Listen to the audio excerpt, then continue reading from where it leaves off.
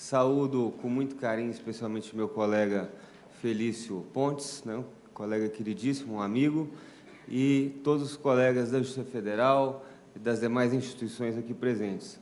Inicialmente, eu queria dizer, referindo-me à fala da doutora Vânila, a doutora Vânila é uma das juízas que eu mais admiro aqui da Seção Judiciária. Deu uma decisão belíssima no caso das crianças Machacali, reconhecendo, inclusive, a necessidade de medidas protetivas em favor dessas crianças. Eu trabalhei no caso, trabalho ainda Rio Doce, e agora também componho a força-tarefa constituída no caso do desastre de Brumadinho. A minha avaliação, e eu faço aqui uma avaliação despida de qualquer apego a qualquer instituição, né? E eu peço também que os senhores compreendam que qualquer fala minha aqui, ela é feita por uma pessoa que também já foi juiz federal e que, portanto, qualquer abordagem minha, ela tem um caráter construtivo e, muitas vezes, um caráter que aponta uma autocrítica, porque, como já integrei a Justiça Federal, sinto-me nesse dever de lealdade e de colocar de uma maneira muito franca e aberta as minhas observações. E atuando no Ministério Público Federal, desde o princípio, no caso Rio Doce, a minha avaliação, doutora Vânila, e eu sei que está se formando esse entendimento disperso sobre a questão da discussão da competência como tendo sido o fator dificultador da reparação. Me parece que o que faltou ali foi uma melhor articulação das instituições, que foi arduamente construída ao longo do processo. As diversas justiças atuaram, a Justiça Federal, inicialmente recebendo uma ação civil pública ajuizada em novembro de 2015 pela União, e 6 meses depois do desastre pelo Ministério Público Federal, que ficou conhecida como a CP de 155-bi, em 2 de maio de 2016. Paralelamente, na Justiça Estadual, na comarca de Mariana, eram tomadas medidas pelo Ministério Público Estadual para a reparação. Da mesma forma, na Justiça do Trabalho. As ações andavam paralelamente, embora a decisão no conflito de competência dirimido pela ministra Diva Malherbe só tenha vindo depois. Por isso que eu considero uma interpretação que já está disseminada, mas que me parece equivocada, tendo em vista que os processos andavam nas diversas justiças. Mas, de fato, faltou ali uma articulação entre as instituições que atuavam, ministérios públicos, e aqui também me dirijo à minha instituição, né? E, portanto, coloco todas as críticas feitas em igualdade e com toda a humildade possível. Ao longo do processo, começou a ser construída uma articulação. E eu falo disso, o Zé Décio já colocou aqui os passos, né? Os passos, o TETAC, Termo de Transação e Ajustamento de Conduta, celebrado em 2 de março de 2016, pelos entes federativos, a União, os Estados de Minas e do Espírito Santo, com as empresas corresponsáveis. Eu digo corresponsáveis porque nós entendemos que os entes federativos tinham uma corresponsabilidade pela fiscalização e licenciamento inadequados. Depois veio o termo de ajustamento preliminar, em 18 de janeiro de 2017, conduzido pelo nosso coordenador da Força Tarefa do MPF, doutor José Adércio, que previu a realização de diagnósticos de danos ambientais e outro de danos socioeconômicos. Depois foi construído um termo aditivo ao termo de ajustamento preliminar, no dia 16 de novembro de 2017. E aqui eu faço um parêntese para falar sobre esse que eu identifico que foi a dificuldade inicial no caso, e não a discussão sobre competência, porque essa discussão não impediu que os processos tramitassem. E falo isso com muita transparência. Na discussão do termo aditivo ao TAP, eu, pelo menos, participei conjuntamente com o colega André Sperling Prado, um grande promotor de justiça, que é atualmente coordenador da Coordenadoria de Inclusão e Mobilização Social do Ministério Público do Estado de Minas Gerais, de 50 reuniões. Eu atuei ativamente na questão da construção desse termo aditivo, que previu o direito às assessorias técnicas independentes por quê? Escolhidas pelos próprios atingidos ao longo de toda a bacia do Rio Doce, e da escolha de uma entidade, o Fundo Brasil de Direitos Humanos, que é uma fundação existente em São Paulo, para coordenar o trabalho dessas assessorias técnicas multidisciplinares na área de arquitetura, urbanismo, para realocação das comunidades atingidas, jurídica, para uma negociação menos assimétrica entre atingidos e empresas, psicológica, porque os danos à saúde batem aí em todas as casas dos atingidos, seja com problemas de angústia, seja com problemas de depressão. Antropológica, porque povos indígenas e tradicionais também foram atingidos. Isso tudo foi assegurado, inclusive, desembargador Prudente, que tem uma grande preocupação com o atendimento ao direito à consulta prévia, livre e informada, prevista na Convenção 69, isso tudo foi assegurado nesse termo aditivo que nós construímos conjuntamente com o Ministério Público do Estado de Minas Gerais e que foi celebrado em novembro de 2017. Aquela época era o colega que eu mais encontrava de Ministério Público, André Sperling Prado. Estivemos em todas as reuniões conjuntamente. Então, esse problema da falta de articulação começou a ser resolvido ainda no decurso do trabalho das forças-tarefas, MP estadual, MP federal, no caso Rio Doce. Esse é o aprendizado que nos fica. Bom, numa força-tarefa, a gente atua em nichos de atuação. Então, fiquei muito voltado a essa questão de cidadania, direitos humanos, povos indígenas. Esse também foi o meu papel na elaboração dos tópicos que dividimos entre nós na CP, ajuizada pela MPF em maio de 2016.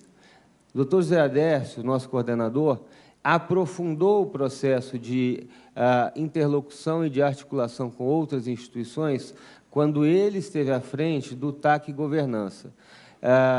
E aí vieram à mesa na discussão do TAC Governança as defensorias públicas da União, de Minas, do Espírito Santo, além do Ministério Público do Estado, que já tinha estado à mesa conosco quando discutimos esse termo aditivo firmado em 16 de novembro de 2017.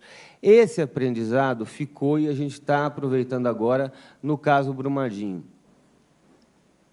Estamos juntos, inclusive estive na audiência anteontem, como nas anteriores, que foram realizadas na 6ª Vara da Fazenda Pública Estadual, onde a Advocacia Geral do Estado ajuizou uma ação de conhecimento público, e o Ministério Público Federal, juntamente com a Defensoria Pública da União, eu estava presente, eu fiz o requerimento, a DPU também o fez, fomos aceitos como amici curiae na ação que tramita, ou seja, isso já mostra um aprendizado em termos de articulação. Ninguém aqui está discutindo competência, embora eu reitere que, no caso Rio Doce, a discussão de competência, não obstante esse entendimento que venha sendo falado, não foi a dificuldade maior, mas sim a falta de articulação entre as instituições. Desde o início, a orientação, a deliberação conjunta da nossa força-tarefa foi de atuarmos conjuntamente com os demais órgãos. Nós sabemos que os rejeitos ainda se encontram em um afluente do São Francisco, ainda não chegaram na represa de Três Marias. A ação tramita na Justiça Estadual e nós estamos conjuntamente, não apenas nas audiências judiciais, mas participando de todas as reuniões de negociação, conjuntamente com a doutora Andressa Lanchotti, que é a coordenadora do CAU de Meio Ambiente do MP Estadual, e novamente com o doutor André Sperling Prado, e já a partir da articulação construída na negociação em que esteve à frente o colega José Adércio sobre o TAC Governança, com as defensorias de Minas e da União.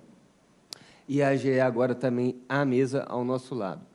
Celeremente, ou seja, com menos de um mês, nós conseguimos, pela presença firme, importante, elogiável do juiz de direito, Dr. Elton Pupo Nogueira, que se acordasse anteontem um acordo com medidas emergenciais que demoramos 11 meses para conseguirmos negociar no caso Rio Doce, prevendo os mesmos direitos de assessoria técnica independente escolhida pelos atingidos e o auxílio financeiro emergencial no valor de um salário mínimo por adulto, meio por adolescente e 1/4 por criança para toda a população de Brumadinho e a jusante de Brumadinho para toda a população atingida em um raio de aproximadamente 1 quilômetro a partir do leito do rio.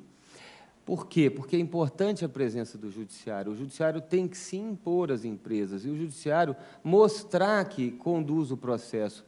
Eu sou crítico do modelo em que o juiz simplesmente determina, como aconteceu diversas vezes, no caso Rio Doce, digo com toda franqueza, que determina que ocorra um acordo até o dia tal e que isso fique nas mãos dos atores responsáveis, juntamente com as empresas, porque as empresas se empoderam nesse processo. E por isso que eu considero que a atuação do juiz da Sexta Vara da Fazenda Pública Estadual foi irretocável, porque ele chamou a si a responsabilidade e disse: farei audiência todos os dias que for necessário para alcançarmos uma resolução célere. Quantas audiências tivemos até hoje no caso Rio Doce? 3.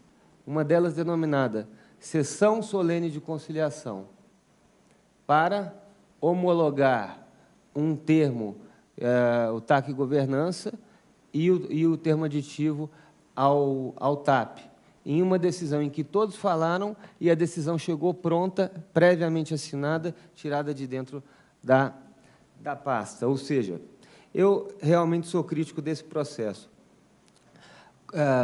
E digo isso com toda a transparência, enfim, como até uma autocrítica por já ter integrado a Justiça Federal. Eu acho que o Estado precisa estar à frente do processo.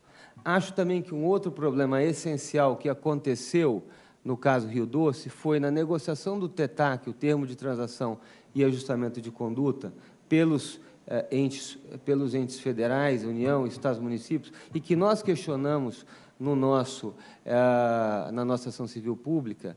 Ali houve uma falta de participação dos atingidos, que nós, instituições do sistema de justiça, inicialmente o MPF e o MP estadual, tentamos construir nas negociações envolvendo um grupo de trabalho da sociedade civil, para que ali eles trouxessem os aportes. Tanto é que o termo aditivo foi um elemento, até então, mais reconhecido pela sociedade civil como de participação popular. Não obstante, foi o único acordo que não foi homologado integralmente pelo juiz da 12ª Vara Federal, ao argumento de que as próprias empresas já tinham aceito que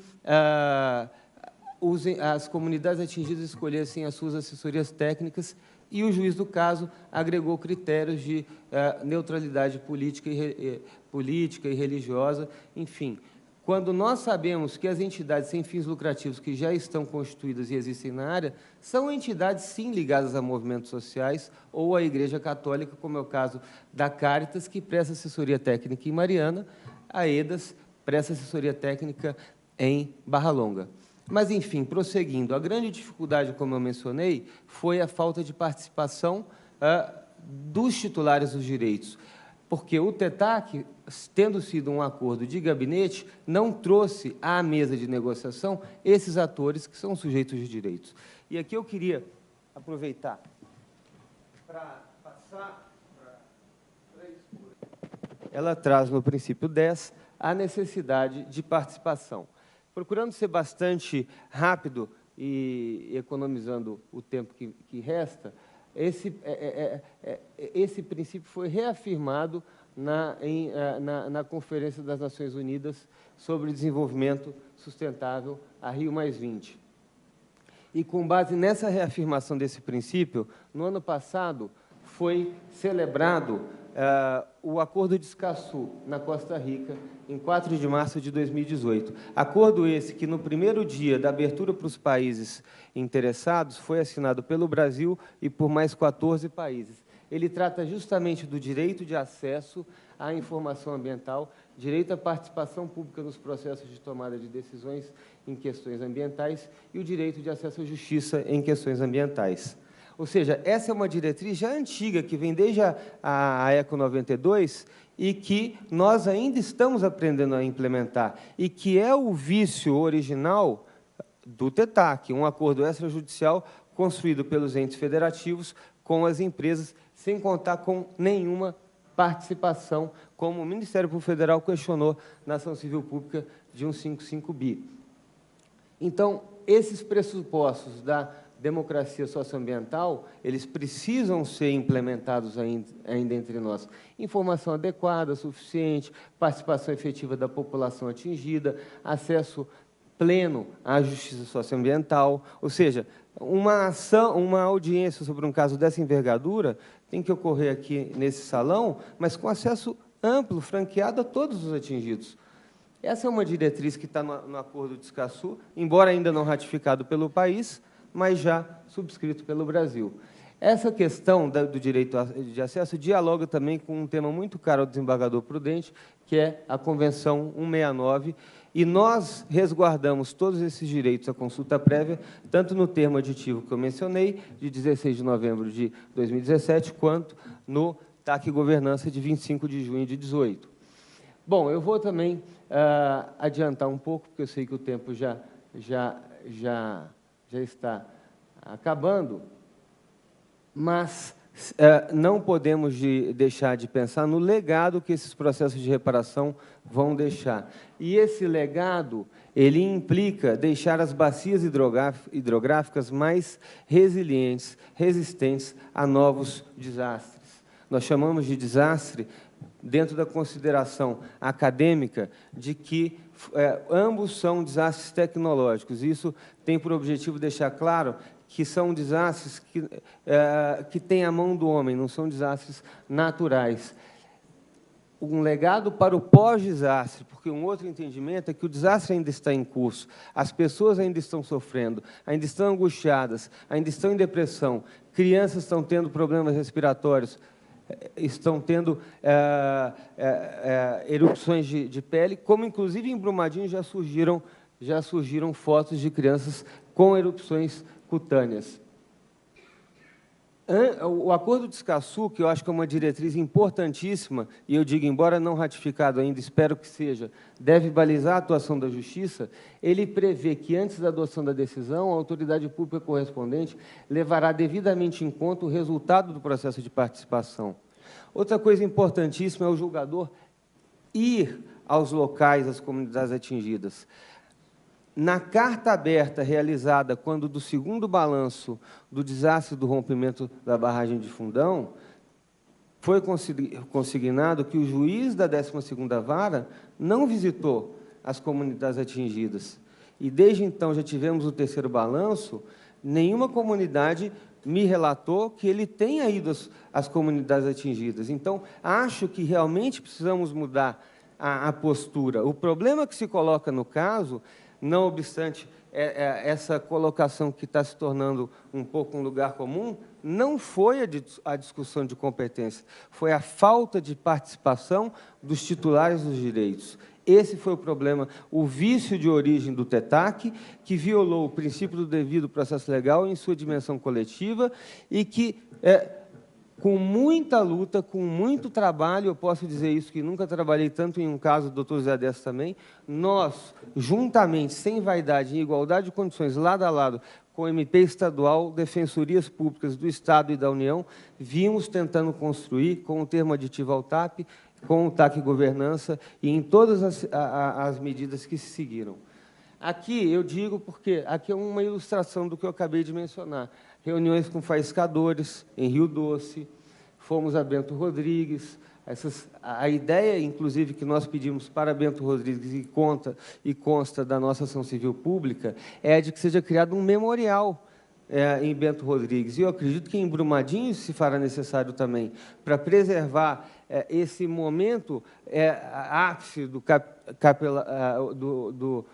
capitaloceno, em que a ambição, o lucro das empresas em cima do risco se colocou sobreposto a vidas humanas e ao meio ambiente. Então, é preciso fazer com que esses locais se tornem realmente espaços de memória, para que, como acontece na Justiça de Transição, isso nunca mais aconteça, isso não mais se repita. Voltei aqui. Bom, aqui uma outra foto de Bento Rodrigues, né? Essa também. ali em Bento Rodrigues, a quantidade de rejeito que fica sobre o curso d'água. Aí uma imagem também de Bento Rodrigues, aí ao fundo da comunidade. Eu peço desculpas se o fotógrafo não é muito bom, mas está cortado ali em cima, porque na hora de eu passar para o PowerPoint, a imagem cortou. Ali está escrito, alerta, ao ouvir a sirene, evacue a área. Existe até um jornal, uma publicação, que foi organizada pelos atingidos, que se chama Sirene. Por quê? Porque a sirene não tocou no dia do desastre, no dia 5 de novembro de 2016. E depois colocaram essa placa aí, a posteriori, quando já não adiantava mais. Isso aí é perto da barragem de Candonga, em que é feito um alerta para que o pescador seja consciente. E, ao finalizar as atividades, deixe o local limpo, preserve o meio ambiente, eu não estava enxergando direito. Quando a gente viu a dimensão do que foi causado ali, não apenas até Candonga, como até Abrolhos, já existem pesquisas que comprovaram, todos acompanharam essa semana, que os corais, eles têm um registro histórico das influências do meio ambiente, e ali está registrado o recebimento dos rejeitos que vieram daqui de Minas Gerais, do município de Mariana. Aí também é na barragem de Candonga, enfim, os rejeitos de minério de ferro. Aí mais uma placa de advertência para que os pescadores colaborem com a natureza. Isso me faz lembrar o anúncio que a Vale estava circulando essa semana, de que os pescadores não devem pescar, porque a gente está na época da Piracema, não devem pescar no rio Paraopeba, como se tivesse algum peixe para ser pescado, e que a pesca, nesse momento, é proibida. Então, isso realmente circulou, enfim, é sempre a tentativa de tentar construir a narrativa. E eu acho que, nesse aspecto da construção da narrativa, por isso eu elogiei tanto o juiz da 6ª Vara da Fazenda Pública Estadual, é importante que o Estado se faça presente, na figura do Estado-juiz, para ele mostrar que as macroempresas, elas não podem dominar as narrativas, elas não podem dominar o processo de reparação. Por mais que sejam feitos acordos, as macroempresas são as poluidoras pagadoras. Quem conduz o processo de reparação é o Estado. E quem pode determinar como vai ocorrer a reparação é o Estado-juiz.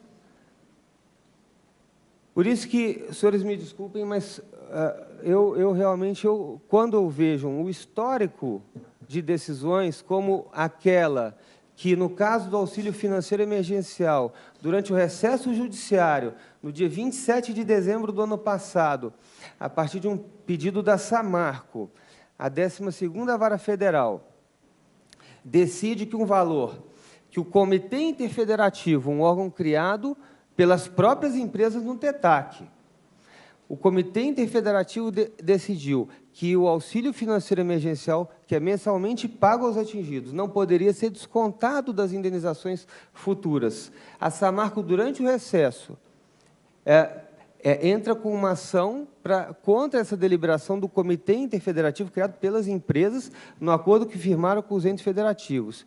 E o juiz, no dia 27 de dezembro, dá uma decisão dizendo que era, sim, para descontar do valor das futuras indenizações, com todo respeito, com toda a ponderação que eu tento ter, isso não é aceitável. Felizmente, ainda há juízes em Brasília. A desembargadora Daniele Maranhão, prontamente, a partir de 2 recursos, um feito por associações de pescadores e outro feito pelo Ministério Público Federal, junto às várias outras instituições, e estamos aí falando em uma articulação que se mantém desde o primeiro terço do trabalho da Força Tarefa Rio Doce. Nós vimos tentando seguir articulados, lado a lado, ombro a ombro, sem vaidades com as demais instituições. Recorremos todos juntos a 6 instituições, Defensoria Pública, aí se somando, para além do caso de Brumadinho, a Defensoria Pública do Espírito Santo e MP do Espírito Santo. E, prontamente, a desembargadora Daniele Maranhão elogiosamente reconheceu o equívoco da decisão, dizendo, mas isso é um acordo das próprias empresas, como pode a empresa agora falar que isso é uma medida de assistencialismo e que elas não podem ser obrigadas a fazer assistencialismo se elas próprias acordaram isso?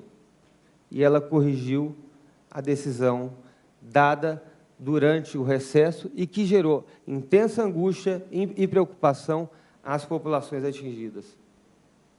Aqui também a barragem de Candonga, pouco depois do desastre, com uma draga tirando uma parte dos rejeitos. É claro que a gente sabe que muito não vai poder ser retirado, infelizmente. E isso, para finalizar, eu chorei quando vi esse desenho. É um desenho de uma criança de 7 anos, em que ela desenha um helicóptero. Eu estive na comunidade de Córrego do Feijão, e a gente vê os helicópteros passando o tempo todo com redes trazendo corpos ou parte de corpos. E essa criança, com 7 anos, certamente vai levar isso para o resto da vida. Ela fez um desenho para entregar para os bombeiros, que realmente são admiráveis, né? Estão tendo uma postura admirável, heróica até no nosso estado, pedindo que eles encontrassem o corpo do avô da criança. Então, com essa imagem, eu peço desculpas se me excedi em alguma crítica, mas eu as faço aqui em nome da defesa maior dos direitos dos atingidos e, de coração, digo aqui que elas não se referem à Justiça Federal, que no caso aqui, em várias vezes, atuou para conduzir o processo a rumos muito adequados, quando anulou a homologação do TETAC, quando a desembargadora Daniele Maranhão reafirmou que o auxílio financeiro emergencial não era dedutível de indenizações, e em outras homologações também feitas pela própria 12ª Vara de Acordos que foram celebrados, como é o caso do TAC Governança, mas eu não poderia deixar de falar essas questões que tanto angustiam os atingidos, que sempre passam essa visão para as instituições que reafirmam, mais uma vez, trouxeram esse aprendizado do caso Rio Doce e, no caso Brumadinho, estão atingindo conjuntamente. Só para fechar, nessa ação de tutela antecedente ajuizada pelo Estado de Minas Gerais, em que MPF e DPU foram aceitos como amici curiae, na mesma oportunidade, que foi a audiência de anteontem, Ministério Público do Estado de Minas Gerais e a Defensoria Pública do Estado de Minas Gerais também requereram ingresso como litisconsortes ativos e foram aceitos, porque trouxemos essa experiência. As reuniões também que vínhamos fazendo com a Vale para tentar implementar esse acordo, que o juiz conseguiu conduzir, e o juiz teve todo o mérito na 6ª Vara da Fazenda Pública Estadual, essas reuniões também foram realizadas no MP estadual, no MPF, com a presença de todas as instituições e, sobretudo, algo que não aconteceu no TETAC, com a presença dos atingidos e de representantes dos movimentos sociais, porque os movimentos sociais são legítimos, sim, para falarem das demandas que surgem, muitas vezes distantes de nós, mas que eles podem facilitar o nosso conhecimento sobre o que está acontecendo. Muito obrigado.